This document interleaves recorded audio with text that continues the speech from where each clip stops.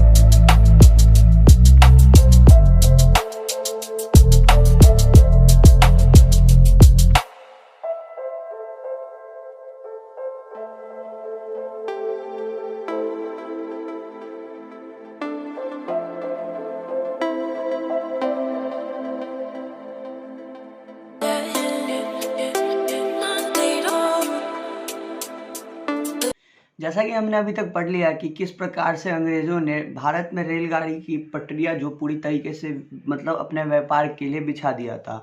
फिर उसके बाद उन्होंने बहुत सारी ऐसी चीज़ों को का भी प्रसार भारत में किया, जिससे भारत को मतलब आर्थिक मतलब भारत से उनको आर्थिक तौर से लाभ हो सके। जैसे कि उन्होंने तारों का, डाकों का भी प्रसार किया। मैं आपको बता दूँ कि 1853 में अंग्रेज़ों ने सर्वप्रथम कोलकाता से आगरा के बीच में पहली बार तार की लाइन बिछाई, और लॉर्ड डलहौजी जो भारत में गवर्नर जनरल के रूप में थे, उन्होंने डाक टिकटों को भी आरंभ किया। एक समय होता था कि डाक टिकटों का मूल्य निर्धारित नहीं रहता था, जिससे मतलब जैसे आप ये समझो कि अगर आपको जितना दूर भेजना है उसको आपको उतना ज़्यादा पैसा देना पड़ेगा। कभी कभी तो ऐसे हो जाता था कि अगर दूर डाक पार्सल भेजना है तो मतलब आप ये ऐसा समझ लो कि 4 दिन के मजदूरी के बराबर पैसे लगते थे। तो इसे डलहौजी ने मतलब लॉर्ड डलहौजी ने ख़त्म किया, और इसकी जगह पर उन्होंने कहीं भी आप पूरे भारत में कहीं भी अगर डाक को पार्सल करते हो तो आपको उस समय के हिसाब से आधा आना पैसा लगेगा। कितना पैसा लगेगा? आधा आना पैसा लगेगा। तो जैसा कि हमने यहाँ तक स्टडी करी कि आज हमने स्टडी करी जो कैसे मतलब भारत में रेल लाइनें बिछाई गई और बहुत सारे जगह पर अपने व्यापार को प्रसार किया। तो आज की स्टडी यहीं तक रहने देते हैं। कल मिलूंगा आपके साथ एक और स्टडी ब्लॉग के साथ। तब तक के लिए जय हिंद, जय भारत।